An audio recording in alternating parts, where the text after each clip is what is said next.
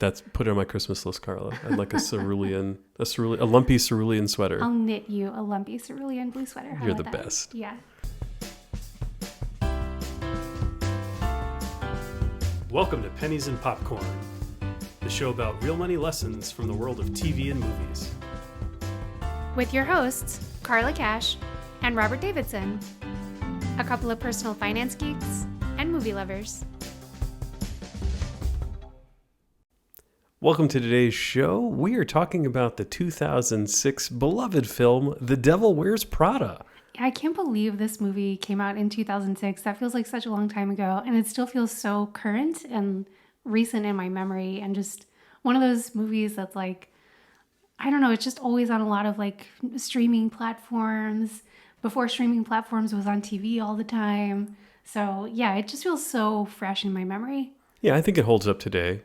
Certainly the cell phones that they were using in the movie, maybe not so much, but the general premise and plot, I think it works well today. It's not an action movie. I don't know that it's not like the graphics should have gotten a whole lot better.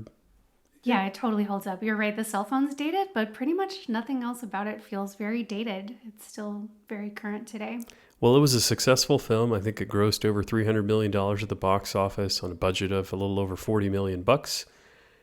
And it had a bunch of stars in it. Holy cow. Yeah. So obviously Meryl Streep plays the devil.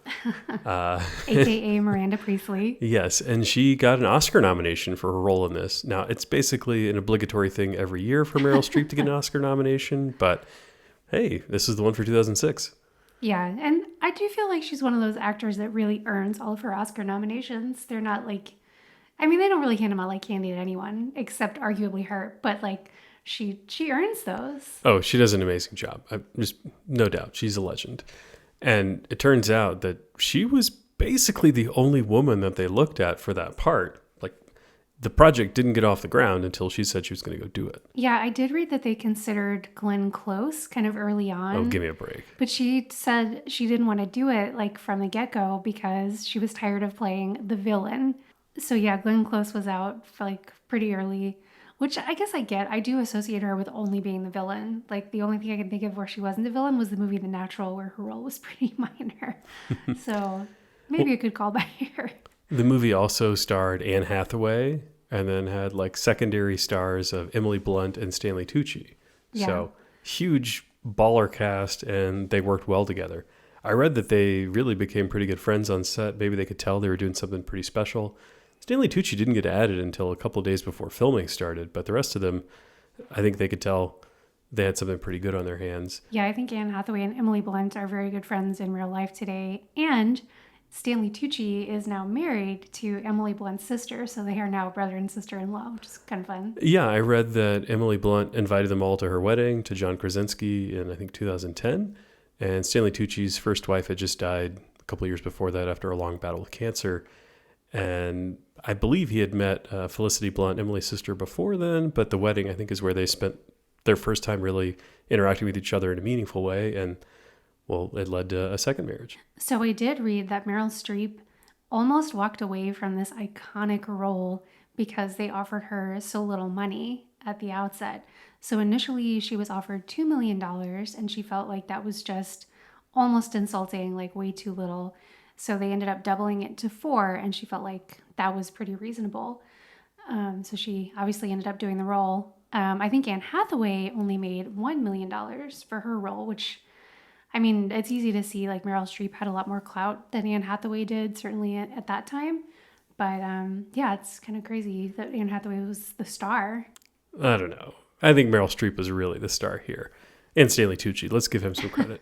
But no, Meryl Streep was definitely the star. Anne Hathaway, I read that they auditioned a bunch of people for her role. Like, I think Rachel McAdams, they wanted her to do it for a little while. There were a few other people that they looked at that could have been great.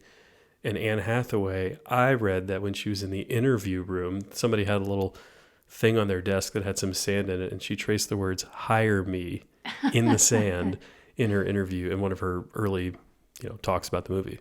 That's funny. Yeah, I think they offered the role to Rachel McAdams 3 separate times. They really, really wanted her to be their Andy Sachs. Yeah, but she just didn't see herself doing it, I guess. So she walked away from it. I do think Rachel McAdams could have done a good job, but Anne Hathaway does a fantastic job in this role. So I'm glad the stars aligned and we got her in there.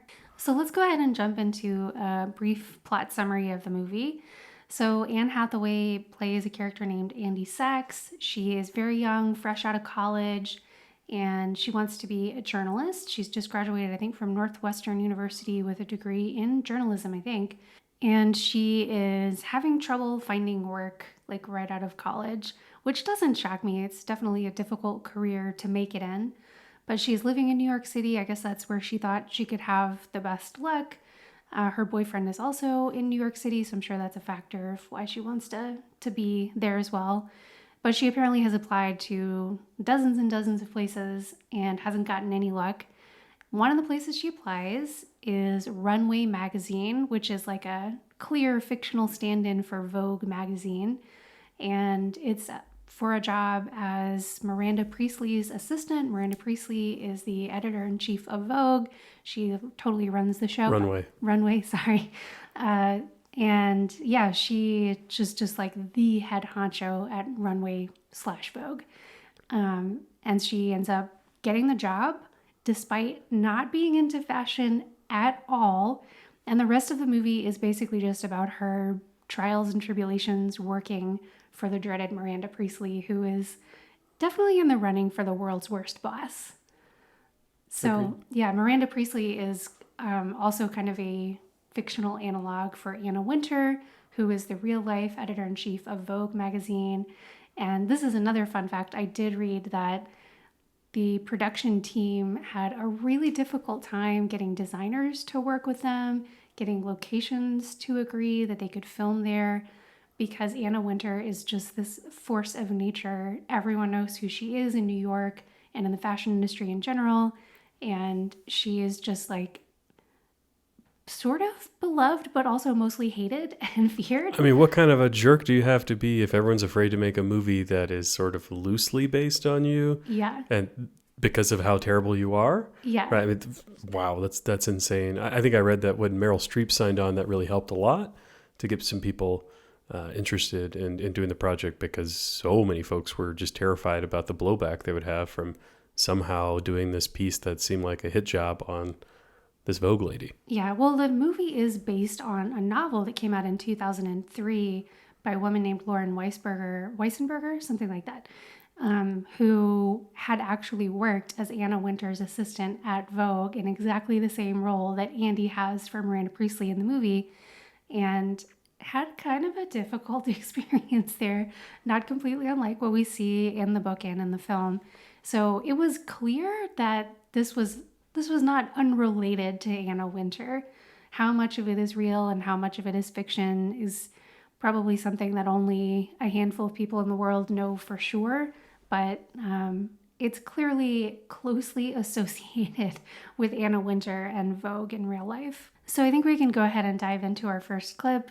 That is one of the more iconic exchanges in the movie. So this is Andy Sachs coming to interview with Miranda Priestley, and we hear Miranda kind of throwing some difficult questions Andy's way.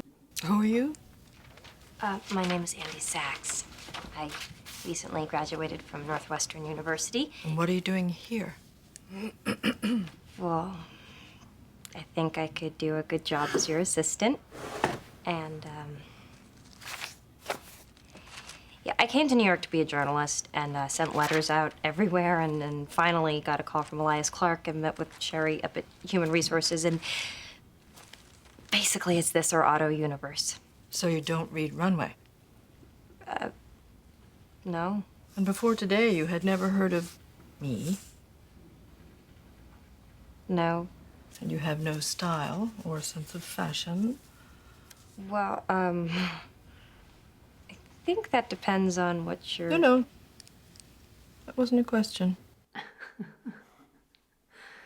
Oh boy. So I think the first thing to talk about here in the context of like careers and how to do well in a career is, was this job a good idea for Andy Sachs to be taking in the first place? I don't think so. I don't get it. Okay. She is applying for a job as an assistant to some chief editor of a popular magazine, but she wants to be a journalist. She says very clearly, I want to be a journalist.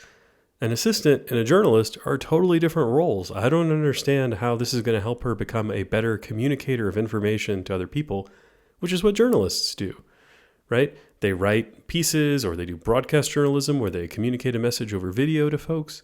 As an assistant, her job, as we see in the movie, is to get her coffee and run her errands and drop off the book at her house and make sure that the skirts show up at the right time for the photo shoot and other little details like that. What in the world do those skills have to do at all with being able to take a story, understand its details, pull it all together, and have something communicable to the rest of the world? So, in a sense, I very much agree with you. And there's a scene in the movie where Andy is talking to her dad, and he is basically giving her the same speech that you just gave me. And he's like, "What, you want to be a writer? You're not doing any writing." And she kind of jokes back, "Hey, I wrote you emails."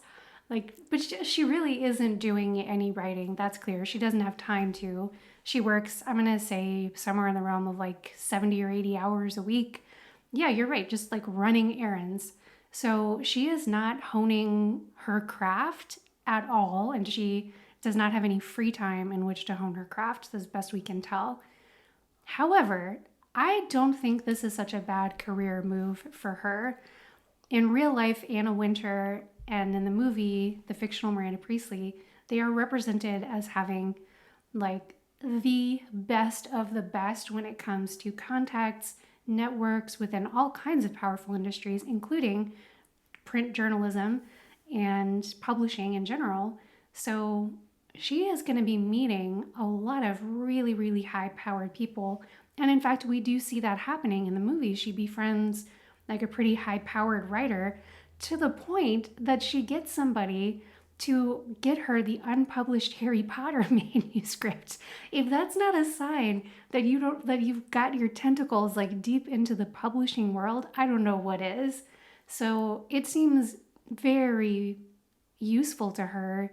And even if she's giving up a year of spending time honing her craft, there's no question that careers have a lot to do with who you know.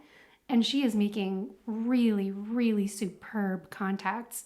So I don't think it's a waste of her time at all. I think it actually makes a lot of sense. There's no doubt that her role as Miranda Priestley's assistant would introduce her to some serious power brokers and get her name out there and make it easier for her to form connections to do other things. But we have to step back and ask ourselves, what is it that she actually wants to do with her life? Does she want to start her own magazine? Does she want to go make her own journalistic medium that she's going to go communicate with the public through? I don't think that's what she really wants to be. I think she wants to be a writer or a broadcast journalist, and I don't know how knowing those people is really going to help her. I think in the movie they said she won some sort of award when she was at Northwestern. Mm-hmm. She brings some of the stuff she's written, some of the stories she did a series on to somebody else to look at, and it gets their attention. They think she did a good job. Why can't she go take those skills and go directly into becoming a writer or someone who is more closely related to the journalism business? Sure, she's making connections, but aren't those connections only going to give her the ability to get that same entry-level job unless she wants to somehow bypass that? Maybe she doesn't want to be a true journalist per se, but she wants to be an editor or a curator of what other journalists are putting together? Yeah, I mean, the only information we really have is that she says she wants to be a journalist. But I guess it boils down to the opportunities that she has on her plate, right? She makes that maybe a joke, maybe not. Basically, it's this or auto universe. Now, I do think one thing that's really important to talk about is that she seems very stuck on the idea of staying in New York City. I'm sure a lot of that has to do with the fact that her pretty serious boyfriend is there. She seems to have friends in New York City. So maybe that's why she seems very tied to that location. But if you want to do something for a living that's really tough to break into, and I think the journalism industry definitely fits that bill, I think you've got to be flexible on your location. I mean, the United States is quite large, and she could certainly find something in the journalism industry if she was willing to go wherever and start from, the lowest of the low positions. So I'm not into journalism. I don't know where these opportunities really exist. Let's assume she wants to work for some sort of periodical other than a daily newspaper. If that's what you want to do, I would guess that the places to do that are going to be, New York, DC, maybe LA, maybe Chicago. Like, she is in one of the huge hubs. If she can't find a job in New York with her skills and qualifications, is she really going to be able to find one somewhere else? I think it's silly. Like, it's a false premise that she couldn't find a job as a writer at one of these locations in New York. There should have been something out there that would have been good for her. I don't know. I think you're underestimating how tough the journalism industry is. And I say that as someone who's never been in the journalism industry, but certainly from an outsider's perspective, my general perception is that it's a really tough gig to land. And she probably didn't want to work at, some super low-end crappy place that would not look good on a resume. Carly, you may be right. The big boys in New York and DC may not hire someone who don't have experience working in a smaller city's journalism outfit or some locally distributed magazine or something along those lines. But my goodness, that if that's the path she wanted to go down, why did she move to New York in the first place? Like, that seems silly. Surely someone who was a good enough writer and good enough at digging into the news, like, she was a researcher. She uncovered some sort of shocking information, I think, at her university and did an expose on it. Wouldn't she have the skills to be able to research and understand what it took to get into one of those hard-to-reach journalism jobs? Yeah, that's very true. But, a lot of people go into industries that are tough to break into on a wing and a prayer, right? So, I don't know. I think the bottom line is, if it makes sense for you to do something that seems beneath you but could potentially make you a lot of really great contacts, I think it's a good thing to do. It can be a really good use of your time. Would it be a good use of your time to go to the interview unprepared? Okay, this is the thing that drives me so crazy about this. So imagine that she was showing up to the New York Times for an interview, and I don't know who the current editor-in-chief of the New York Times is, but she walks into that guy's office and he's like, "You'd never heard of me before today?" And she's like, "Nope." Do you read the New York Times? And she's like, "Nope."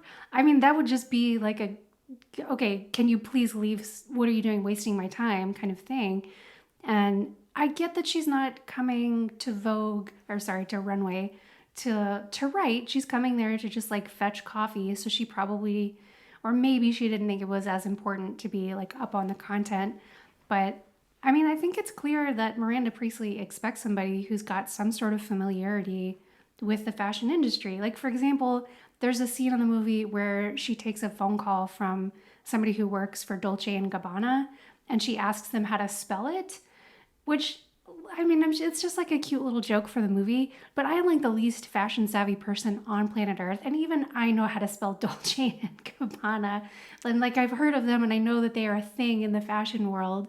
So it just seems like she's being almost intentionally obtuse and just refusing to even put a tiny amount of effort into getting this job. If she's going to bother to go there and apply for it, put in some effort and pick up a copy of Runway, flip through it, get an idea of what's going on in the fashion world if you want to work in that industry.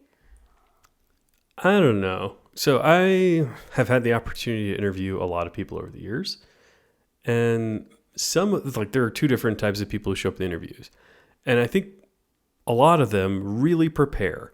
And my company is huge. People go look at our website and try to figure out something about who we are.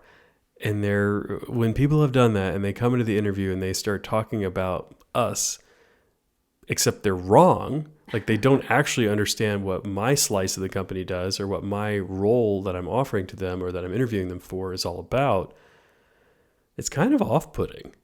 Right? It sort of seems like you are not very good at filtering information and determining what is relevant and what is not relevant. And instead, you're just parroting back what you read somewhere in order to make me feel like you've done a good job preparing. But instead, it makes me doubt your qualifications. But how does that, so you said there's two categories of people. I assume the other is people who don't seem prepared in that same way. How do those people do with you? So there's a difference between not being prepared and not trying to show off your preparedness, right? You should know enough about what we do to be able to speak comfortably and competently about what's going on and be able to ask reasonable questions about who we are. I think a lot of times everybody forgets what an interview is all about. It's about both parties determining if it's the right fit. Everybody usually thinks about the employer deciding whether or not they're going to offer a position to a candidate But the candidate should also be evaluating whether or not they're going to accept a position that an employer offers, right? That is a huge part of the process. Do we expect employers to know every last thing about what somebody else has done when they walk into the interview room? I think we're kidding ourselves. Half the time, I suspect, many employers or individuals who are in an interview have done limited preparation. Hopefully, they've at least read a resume, but that may be all. In some cases, they're probably reading the resume as the interview's going. How is that any different than what the candidate has going on? Well, I do think, one, you're just ignoring the reality that oftentimes employers just have more power than potential employees, right? Well, most people aren't as good as I am. I mean, I get it. I get it. I mean, as a potential employee, you're someone who is either like trying to get out of a crappy job or who doesn't have a job at all. You probably feel more of a sense of desperation than an employer. In general, I will say that there's been a big shift in that power balance over the last few years in the post-COVID era where people feel like they can be much pickier and choosier. But I think it's just as bad for the interviewer to not have read somebody's resume before they come in or to have done like a quick Google search of them. So I think research is important on both sides for sure. But most of the time, at least in my experience, you're kidding yourself if you feel like the employer doesn't have a little bit of the upper hand. They're already doing the thing that you claim to want to be doing. So they've definitely got a slightly bigger share of the power pie, I think. And I think that's what's kind of weird. A lot of times people who are interviewing for a job don't exactly know what it is, and they're using the interview process to learn about that. I don't know. As an interviewer, when I go into the situation, I don't expect anybody to know more about me than I do about them. And by me, I mean me and my company and my role in the position that I'm representing here. And I'm hopeful that other people feel the same way and approach it with that, because what the hell? It should be an even playing field. Yeah, it should be. But again, I feel like in reality, it's often not. But I don't know. The people who get really puffed up and happy to hear an interviewee like parroting your resume back to you, like, I Googled you and I know all this stuff about you. I mean, it's kind of just an ego stroking exercise, right? So you probably don't want to work for the kind of person who's going to be like real jazzed that you know all these facts about them. They're probably a little bit egotistical, but I think it definitely is important to have done your basic amount of homework to know, like, I think the analogy about if she were interviewing at the New York Times is very apt. If she were going in there and she was like, don't read your paper, don't know who any of you are, don't like care about current events and what's going on in the world today, there's no way she's getting that job. And I think the same should be true of most jobs. You should have a general idea of the kind of industry that you're getting into and some level of interest in what they do. Now, maybe if you're going to be like a janitor or something, like that's less important. But for any kind of job where you're going to be like helping to generate content, which at some level Andy is. No, she's merely an assistant. She is, but she also has a lot of responsibility for like the way that Runway magazine presents itself to the world, right? Like knowledge. If Dolce & Gabbana calls on the phone and she's like, sorry, I don't know who you are, can you spell your name? That reflects poorly on Miranda and the choices that she makes about who works in her That's office. not how Runway presents themselves to the world. That's how Runway presents themselves to the handful of people who call Miranda Priestley's office. But those people talk, right? Those people are going to like say, hey, I just called Miranda Priestley's office and they had no idea who Dolce & Gabbana are. Like, what is going on over there, right? There's going to be chatter about that. Too much of that kind of thing definitely could have an effect on the way that the magazine is perceived, at least among like close-knit circles, and then that filters out. So I don't think it's unreasonable for her to say that she really made a mistake by not doing some basic level of research. Oh, she should definitely do some research. That's for sure. What about the way that she dresses, right? So does she need to fit the mold or whatever, right? Like Miranda tells her she doesn't have any style, and I think she disagrees because she did show up in something that she thought was nice and professional and appropriate for the moment. Does she need to immediately jump in and start looking like the other people around the office? I just have such mixed feelings about this. On the one hand, I get it, right? At any office, the first people that you see when you walk in, those people reflect on some level, what you can expect out of this office, right? Whatever it might be. Like if you were to walk into an architectural firm and the building was falling down and dilapidated, you probably wouldn't want to hire those architects to build your building or your house or whatever. And the same is true of a fashion magazine. If the people who work there are walking around in like, I don't know, really frumpy looking clothes and nobody seems to care about fashion at all, you're going to be a little skeptical about the quality of the product that they're going to put out because those people don't seem like they're into fashion, and you want people who are into fashion to be putting out a fashion magazine. So I understand where Miranda and the other people in the office who criticize her wardrobe, I get where they're coming from. Like she is the face of the industry in a minor way, and she is basically saying to them, I don't actually care about what we're producing here. So I think it's not unreasonable to expect her to spiff up the wardrobe a little bit.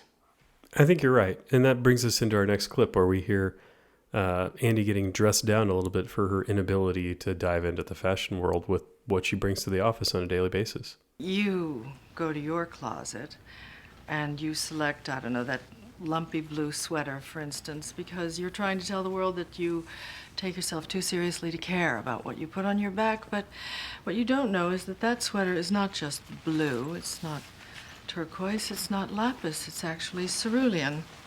And you're also blithely unaware of the fact that in 2002, Oscar de la Renta did a collection of cerulean gowns. And then I think it was Yves Saint Laurent, wasn't it, who showed cerulean military jackets? I think we need a jacket here.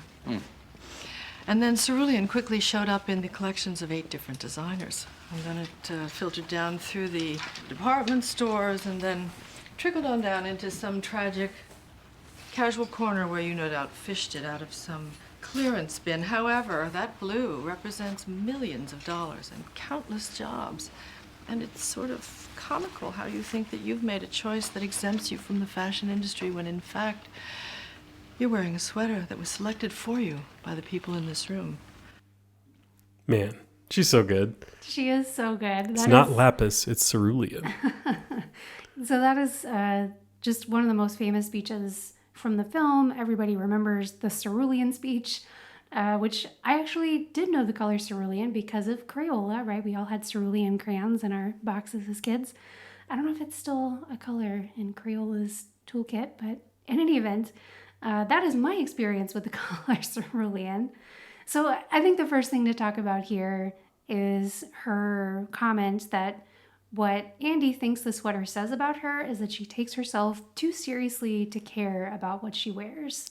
Is that what caused this whole outfit you're wearing today to happen, Carla? Yeah, I'm trying so hard to tell people that I don't care about how I look. No, to me, that is such a ridiculous thing for Miranda to say, and it just shows how out of touch she is with like normal people. I don't think anybody selects their clothing in an effort to tell people that they don't care. People want to look attractive. I think there are occasionally times when people are trying to give off that I don't care look and they're trying really hard to show that they don't care. Yeah. But not what you're wearing to the office every day. Yeah, no, there's like a scene in, The Social Network, where Mark Zuckerberg shows up to some meeting in a robe. And that is clearly an effort to tell them, like, screw you, you're not important enough for me to get dressed. But barring something like that, I don't think most people are thinking that at all, right? People just want to look nice. They want to be as attractive as they can be. And they want to do it for not an insane amount of money. They want to be comfortable. Like, these are the things on people's minds when they are selecting their clothing. No one is thinking, I'm going to try to look really hard. Like, I just don't care about the fashion industry. I think that's just so out of touch and insane. Yeah, and she's hating on her for getting this out of the, casual corner bargain basement bin or whatever. I think she's really pretty harsh about that when in reality, I suspect Andy's wearing clothes that she thinks are appropriate for the moment at this time, right? They're what she has in her wardrobe. She's right out of college, probably isn't getting paid a ton, and is wearing things that seem reasonable for an office.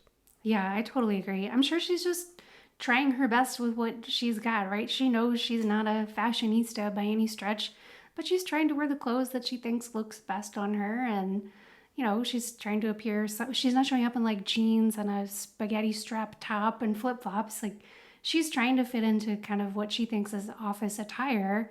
So it's not like she's just she's not showing up in a robe like Mark Zuckerberg, right? She is attempting to look presentable and somewhat professional. And in most offices across America, she would be totally fine. Like, no one would care very much. But she's working in the fashion industry, so she's getting dressed down for how she dresses. So Miranda is hating on her for, this choice that she's made that she thinks exempts her from all of what's going on in the fashion world. Is trickled its way down from the high fashion industry to what common folk wear and what she could buy at any department store or any basic little shop. And I feel like Miranda's super harsh about that when the fact that her fashion has such an impact on the world like this is what allows her to have any power in the first place. It allows her to have this wealth and huge income and fame. Yeah, I totally agree. She's disdainful of the very thing that has put her in the position that she's in, right? If there weren't lots of like lesser clothes manufacturers and, things like Casual Corner or whatever they might be that were copying what the bigger fashion houses were doing, the fashion industry would be way smaller than it is, right? And she would have way less influence than she does. So the fact that there are people, kind of eating the scraps off her table, that's what makes her as successful as she is. And for her to not recognize that and to be haughty about it, I think is just, again, very out of touch. So there are millions of dollars spent and countless jobs to help make this cerulean sweater. How do we feel about that? So although I am no fan of fashion and don't have like a lot of love for the fashion industry, that's for sure, I don't think it's evil. I think it's a huge multi-billion-dollar industry, and people are going to spend their money in some way, right? And it does create a lot of jobs, and that's unquestionably a good thing for the economy. Also, we ultimately have to wear something. Like, I wouldn't be happy if we all walked around in burlap sacks. Oh, come on. You could wear burlap with the best of them. It sounds really scratchy. It doesn't sound super comfy. But, I mean, like the bottom line is we're going to put something on our backs, right? And I'm happy to have like fun, colorful, clothes that we feel good in. Yeah, so I love the idea of there being new concepts and new designs and choices and a variety of things. The world would be boring if it were so bland, but having all these different options out there just creates a wonderful palette for us to see and makes life more interesting. Yeah, I don't think the fashion industry is inherently evil, and I'm happy that we have like fun clothes on planet Earth. It might be going too far in the direction of like wastefulness and consumerism, but on the whole, I don't think we should scrap the fashion industry entirely. So I want to talk a little bit about the whole idea that what Anne Hathaway is wearing in this scene was basically put together by the very people in that room, and whether or not things like that exist elsewhere in society. I think if we go back a few decades and look in the food industry as an example, everything was going on a trajectory of low fat. Fat was bad. It's unhealthy to be overweight, and usually people who are overweight are carrying too much fat. Therefore, we should eat foods with less fat in them. I think there were some scientists who came up with that, and there were people in rooms just like Miranda Priestley's office all around the country in food product manufacturers who came up with the idea of we need to push low-fat products to the public, and everybody started buying them even though they ended up being terrible for them, packed with extra sugars and all kinds of other stuff to still make the food taste good. And it's a perfect example of how there's a handful of folks in some places who do make a lot of decisions about what ultimately becomes available on store shelves for the average consumer to pick up and incorporate into their lives. Yeah, I think primarily Snackwell was to blame for that whole trend. Oh, but I did love their commercials. The Devil's Food Cake cookies they did not suck. But I think they had all kinds of like weird chemicals in them to help them taste better because they didn't put any like there was definitely like no fat in them. I think they were advertised as fat-free. Who knows what went into those things. But there are a few of them like lingering somewhere in my body chemistry because I definitely ate more than one of them. You got some Forever Snackwell's chemicals? Probably. Yeah, that is a perfect example of this like trickle down thing that Miranda is talking about, right? There's like a handful of people at the top who make these decisions about what they think is going to work to like in terms of marketing it to consumers, and that's it. Like that's the big push, and all of a sudden everyone is following these trends. So yeah, it's definitely not unique to the fashion industry. That sort of top down structure is prevalent in I think a lot of different design industries and certainly with food. So it's I think a good thing for us to be more aware of than we are, because as was the case with the whole fat, sugar, carbs thing, it was not the right decision. Now cerulean is a lovely color, and maybe like pushing cerulean down on the masses was no big deal. That's probably what started the most recent war. Probably, yeah, that's it. That's what's causing the Russian-Ukrainian war right now. No, like in all seriousness, sometimes those decisions can be terrible, and sometimes those decisions are motivated by profit and not the best interests of human beings. So it's important to be aware of that top-down structure and try to take better control of it when it's steering the world in a poor direction. You know, as we're talking about this, I think maybe it's a little bit more muted than it would have been decades ago with the rise of social media and so many platforms for individuals to get their voice out there. And you could build a small following pretty easily with less financial backing and have more choice out there. Yeah, that's true. Although I feel like cerulean's still pretty popular today. I don't know. That's put it on my Christmas list, Carla. I'd like a lumpy cerulean sweater. I'll knit you a lumpy cerulean blue sweater. How You're the about that? best. Yeah. So I think we can go ahead and dive into our next clip where we hear Anne Hathaway kind of complaining about the fashion industry and all of the pressure that she's facing at work. She is not happy unless everyone around her is panicked, nauseous, or suicidal. And the clackers just worship her. The who? They call them clackers. The sound that their stilettos make in the marble lobby, it's like clack, clack, clack, clack, clack, clack, clack. Ugh. And they all act like they're curing cancer or something. The amount of time and energy that these people spend on these insignificant, minute details, and for what? So that tomorrow they can spend another $300,000 reshooting something that was probably fine to begin with to sell people things they don't need.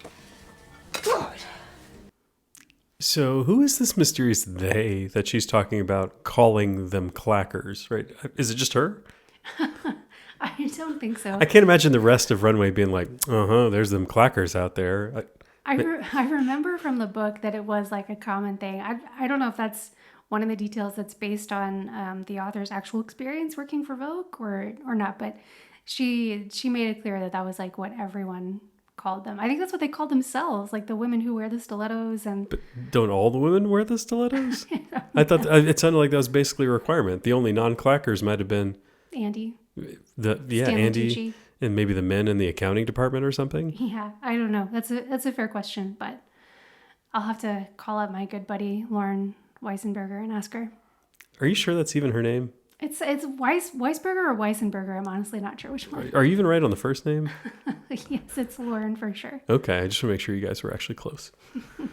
So these people are acting like they're curing cancer when instead they're peddling a product and they're spending exorbitant amounts of money to go make sure that their magazine looks perfect in a way that the typical reader would have no ability to discern. How do we feel about that? Oh gosh, I mean, it's definitely frustrating to think about all of those dollars going towards something so frivolous when there are people in the world who are wanting for the most basic necessities, right? Like clean water, daily meals, a roof over their head, mosquito netting, right? It hurts your heart to think about that a little bit. But at the same time, one, we're all guilty of it, right? We all have things in our life that are not just pure basic necessities. Yeah, all your cerulean stuff. I mean, yeah, that whole cerulean sweater the lumpy blue sweater cerulean collection that I have is pretty extensive. No, but I mean, we all have things that we don't need for sure, right? We're more than guilty of that. I'm guessing most people listening to this are more than guilty of that. So it's hard to point the finger at like one particular company or industry and say like, you're the worst about it. I also think people are gonna spend their money on something, right? And so like one great example of this, if you think about really extravagant fundraising events, right? Like the Met Gala. Is the Met Gala even for fundraising, or is it just for people to show off their fashion? I don't know. Anyway. We should not be doing an episode about this if we don't know more than we actually do about the Met Gala, but too late. So in any event, we all know what we're talking about, right? Like really fancy fundraising events where you pay a bunch of money to go to like some nice ballroom and you're supposed to wear a fancy dress and eat a nice meal and hear some keynote speaker talk. They are for the purpose of raising money, but it also costs a lot of money to feed all of those people, to rent out that big ballroom, to pay the keynote speaker to show up, to like have the nice decorations to promote the event. Like all of these things cost a lot of dollars, and we could feed more mouths and buy more mosquito netting if we just put everybody's dollars towards those necessities instead of towards the fancy event. But then people would not donate the money, right? You've got to give some people just like a fancy, like a carrot. You've got to have some incentive to get them interested in being involved with your cause.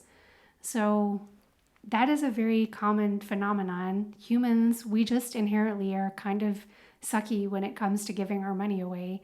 We want something back in return, right? So it's not bad or evil, I think, to throw fundraisers that are like that, because in the long run, you will get more money for your cause than if you just walked around knocking on people's doors and saying, hey, we're going to buy a bunch of mosquito netting, please give me money. No one is going to say yes to that, or a far like lower percentage of people will say yes to that than to the Met Gala or whatever. And for those of you who don't know, Carla's insistence on mosquito netting, I think it's been deemed one of the most cost-effective ways to save the most lives, to prevent malaria transmission in parts of the world who struggle with that today. Right? Yeah, for sure. If we go back to the $300,000 for the photo shoot, I definitely don't think there's anything wrong with that, to go spend some additional money, because what else would happen with those funds, right? They're creating jobs, which gives more opportunities for a lot of other people to do things that they want to do. I think that's a wonderful thing for our communities and our economy, and that money that we're seeing is being wasted. If it weren't wasted, where would it go? Into the hands of the owners of the magazine, or a bonus for some of the employees? Are we ripping on Miranda Priestley for not buying enough of those malaria mosquito nets? If we're not, then it seems pretty silly to be ripping on her for wasting $300,000, because she believes it's actually what's necessary for a quality product. And without that, then the whole magazine wouldn't exist in the first place.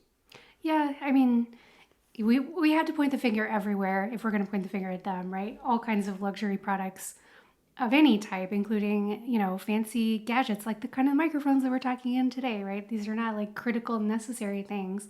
So if we're going to point the finger at them, we got to point it at a lot of other places too. So I agree. I don't think it's the worst thing in the world. And it's a thorny ethical issue, but at the same time, we feel confident that $300K would not go to helping the neediest people in the world if it weren't going towards another photo shoot. So if they're going to spend the money on the magazine, whatever, reshoot your shoot, I guess. Well, so that's the ethics of them spending the money, but what if we think about what they're spending it for? They're spending this money to help convince other people to buy stuff that they don't need. High fashion is not inexpensive, right? It is a costly thing to purchase. I wish there were a study out there or a bunch of data we could go fetch that would tell us what percentage of the people who are buying these clothes should be, right? How many people are buying expensive fashionable items that they just can't actually afford, or that it's a real stretch for them and that they should be using some of those funds to save for other things in their life? Does that change the ethics? I think it changes well, I think it makes the fashion industry worse from a different perspective, right? Because what they're trying to do is make us feel bad about ourselves. That's so true. Yeah, they're trying to make us feel like our bodies aren't good enough the way that they are, and they need to be like nipped and tucked and hidden in these, dresses that fit just so. They're trying to make us feel bad about our hair and our skin, and I mean everything about a human body that exists, they want to make it better in some way, right? But the way it smells, perfume, all that stuff. So I do think from that perspective, from that angle, the fashion industry is definitely a worse thing for planet Earth than like Apple churning out their fancy luxury gadgets, because those aren't designed to make us feel bad about ourselves. Well, there's a lot of rare earth mineral mining for those. So That's let's be true. kind to Mother Earth in all kinds of ways. That's true.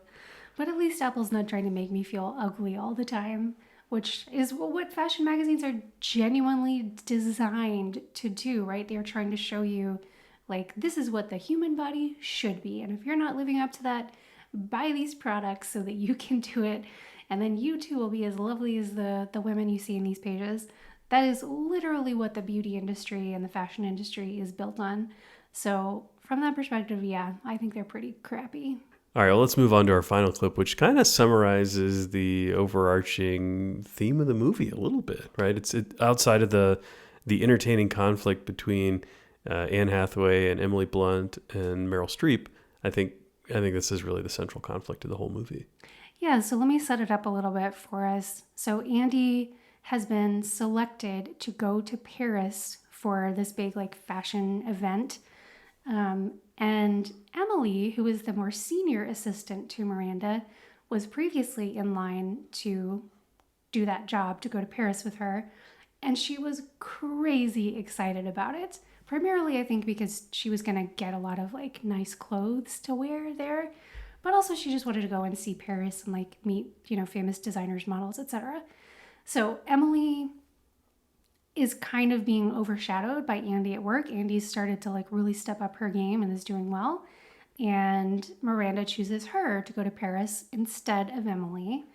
And when Andy is telling her boyfriend Nate about this, he looks at her and was like, "What do you mean you're going to Paris? I thought Emily was really excited about that."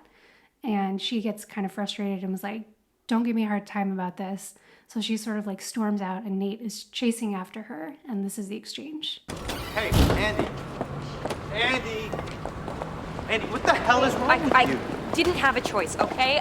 Miranda asked me and I couldn't say no. I know, that's your answer for everything lately. I didn't have a choice. Nate, Like this job was forced on you. Like you don't make these decisions yourself. You're mad because I work late all the time and because I missed your birthday party, and I'm sorry. Come on, what am I for? You hate runway and Miranda, and you think fashion is stupid. You've made that clear. Andy, I make port wine reductions all day. I'm not exactly in the Peace Corps. I wouldn't care if you were out there pole dancing all night, as long as you did it with a little integrity. You used to say this was just a job. You used to make fun of the runway girls. What happened? Now you've become one of them. That's absurd. Hey, that's okay, that's fine. Just own up to it. And then we can stop pretending like we have anything in common anymore. Did she become a clacker? I think she became a clacker. She's wearing stilettos in that scene, so... Yeah, I could hear her walking away at the beginning. So there's lots of stuff to dig into here, right? This is kind of a meaty scene. But I think the central theme of the movie comes down to this phrase, "I didn't have a choice," and Nate kind of calling her out on it and saying, "But you do have a choice. Like you chose to work there." I think this is so common among workers today that we just get like in the weeds of the day-to-day, and especially if we're not like the head honcho, if we have anyone above us who's making decisions, we just kind of do what is asked of us and forget that, one, we have a choice to like argue with our boss if we think something is not being done in a good way, in an appropriate way, in an ethical way, whatever it might be, or two, to just up and leave, right? That is always an option that people have. We are not prisoners. So what are your thoughts on that? Yeah, she definitely does need to take responsibility. She obviously wanted to succeed, but she should probably step back periodically and determine if success is aligned with her values and her long-term goals. She certainly has changed and evolved as part of working at Runway and being more in this world of high fashion and in this cutthroat space where she works for someone who is not particularly nice or respectful of anybody, and it's almost impossible to do that every day and not get some of it on you, right? I think many people would struggle not to parrot back some of what they see in their personal life and in the rest of their world, which is why he seems so upset about them not being on the same page about stuff. But you're right. You have choice in your jobs. Not everybody. If you're in a job like Andy is, you definitely have choice. Yeah, for sure. She's got options, including leaving, which, spoiler alert, that's what she does at the very end of the film. She decides that this isn't the life that she wants. I will say, in the microcosm of like this specific decision of going to Paris instead of Emily, I don't think she did a damn thing wrong. She's doing well at the office. Yeah, she didn't sabotage Emily's work performance or anything like No, that. She not at just all. seemed to connect better with Miranda and demonstrate that she had a lot of value and was someone that Miranda should count on. Yeah, I completely agree. I mean, I think of, like, say you had two authors who were really good friends, right? And one of them, like, has a lot of success, sells their work for a really high price, and the other one doesn't. Is the author who sold their work supposed to just say, oh, well, my friend hasn't sold his work yet, so sorry, publishing company, I don't actually want to do a deal with you? That's insane, right? Like, everybody's on their own path. Also, by the way, Andy and Emily are not best buds at all. Like, Emily is really mean to Andy 99% of the time. So it just seems crazy to me that she's not allowed to have success just because someone else is, like, in a similar position to her.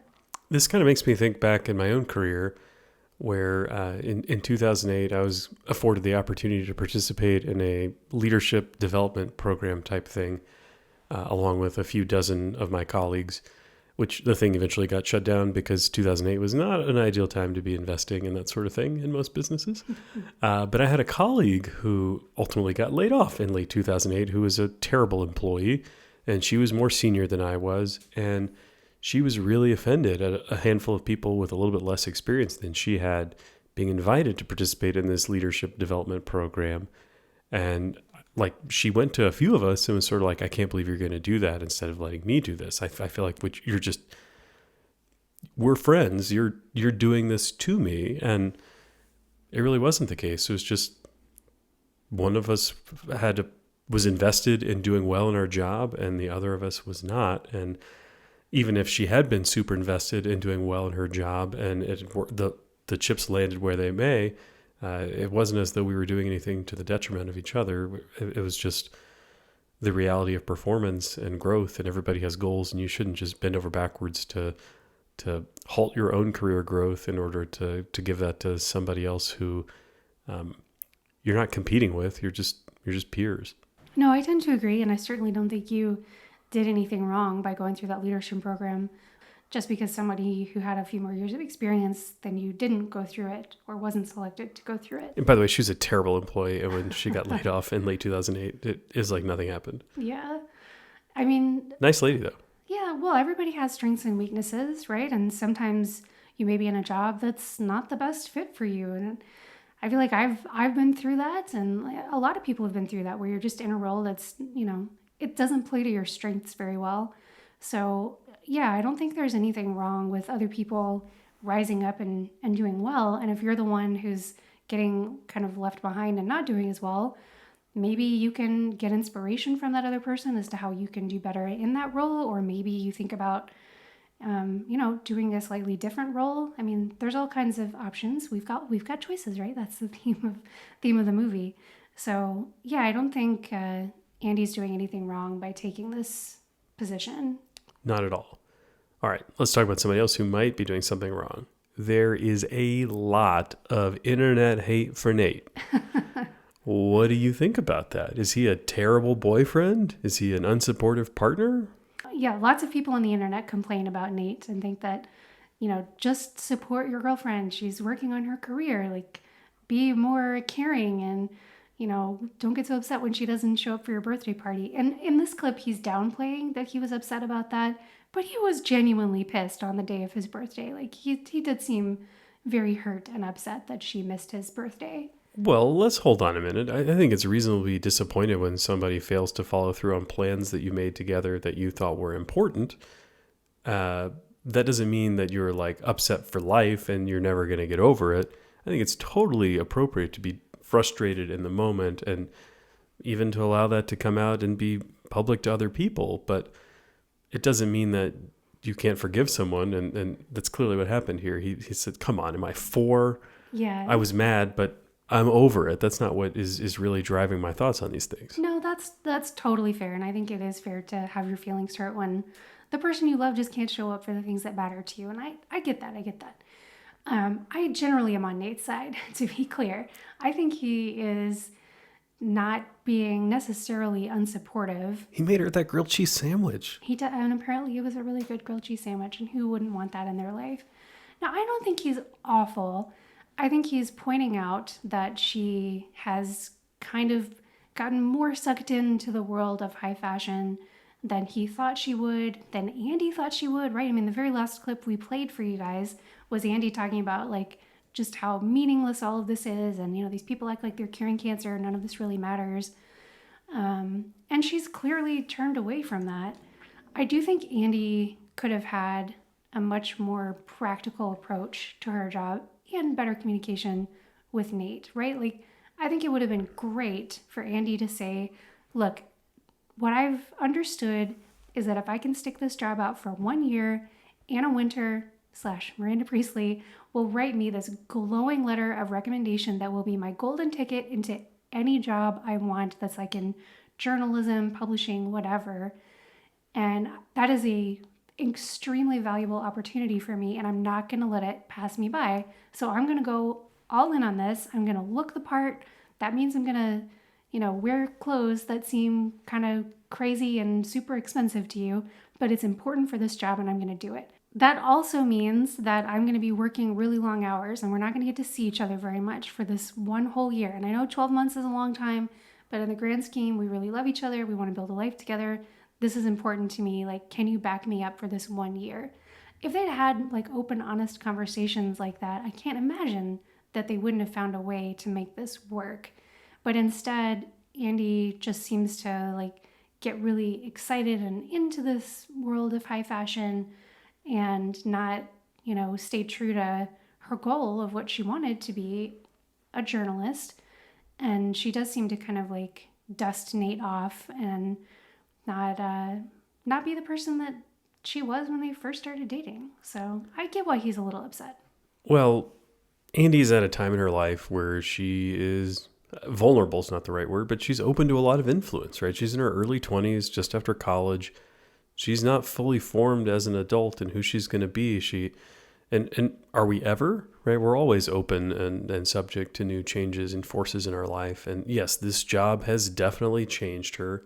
I think if they had a stronger relationship or were more invested in their relationship, they would have just worked their way through it. They would have talked about it just like you said.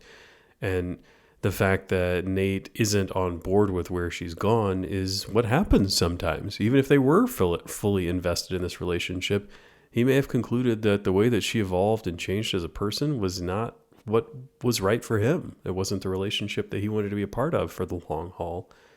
And that's okay. That happens sometimes in life. Hopefully people are giving it an honest effort if they thought it was worthwhile in the first place. But in the end, it may not work out. People change, and sometimes they don't change and grow together, but they grow apart. And acknowledging that and communicating that, while often kind of difficult and may feel very hurtful, is probably better for both of them. Yeah, no, I tend to agree. I just think both of them are being really poor communicators. And, you know, it's done for plot, and I get that. We have the tension between the two of them. But in real life, I think they should have been able to have honest conversations about what they really wanted long term. Is this job like genuinely turning Andy into a glamazon who is, you know, doesn't care about anything other than fashion? Or is it something that she's just, you know, yeah, she thinks the clothes are fun, but it's not like who she wants to be. She ultimately wants to be this journalist. And she's just kind of paying her dues to get through this year. So yeah, they for sure could have worked it out. And I don't think Nate is like an evil guy. How long of a window would you tolerate me getting deep into the world of high fashion? 6 minutes. 6 minutes. Okay. I will choose those minutes wisely. Yeah, see that you do. Well, I think that about wraps it up for us, guys. We hope you had fun kicking it back to 2006 and talking about The Devil Wears Prada. Go watch it again. It's a great movie. It really I enjoy is it. Great, yeah. And Meryl Streep Emily Blunt, Anne Hathaway, Stanley Tucci. By the way, there's an SNL sketch called The Tucci Gang about just like the love for Stanley Tucci. Highly recommend that as well. It's a good one. Tucci Gang, Tucci Gang, Tucci Gang. All right, guys. Well, thanks so much for tuning in, and we'll catch you next time. Take care.